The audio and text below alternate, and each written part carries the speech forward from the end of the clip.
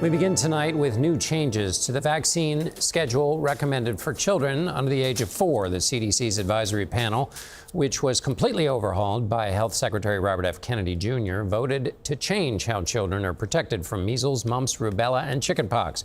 Joining me now is CBS News medical contributor Dr. Celine Gounder.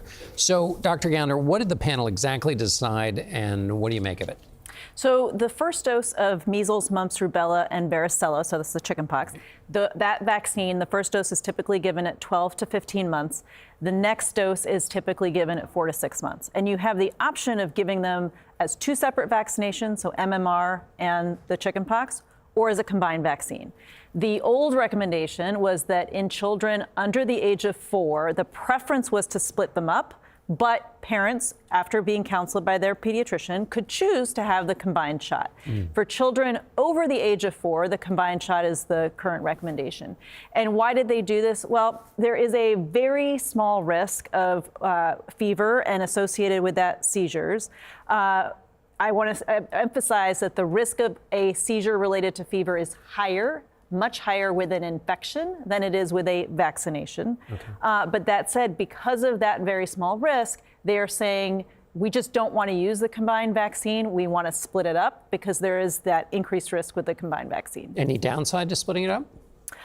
Well, some people may choose to not get them the same day, and then they don't return. And so what you're probably going to see is a big drop in varicella, the chickenpox vaccination rates for that first dose. Tomorrow they're going to, what's happening on hepatitis B? Just give us the update on that. Yeah, so on hepatitis B, the big controversy is should newborns get a dose of hepatitis B vaccine?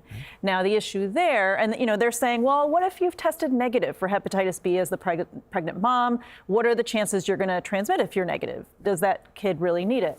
And the issue is that 10 to 15% of pregnant women don't get prenatal care, so may not have had a test. Okay. And secondly, even if you tested negative, well, you're pregnant, you're probably sexually active, you may still get hepatitis B after that negative test. And there are other ways in which there are risks, but that's the key issue is like how can we provide a safety net for all the newborns, regardless of access to health care?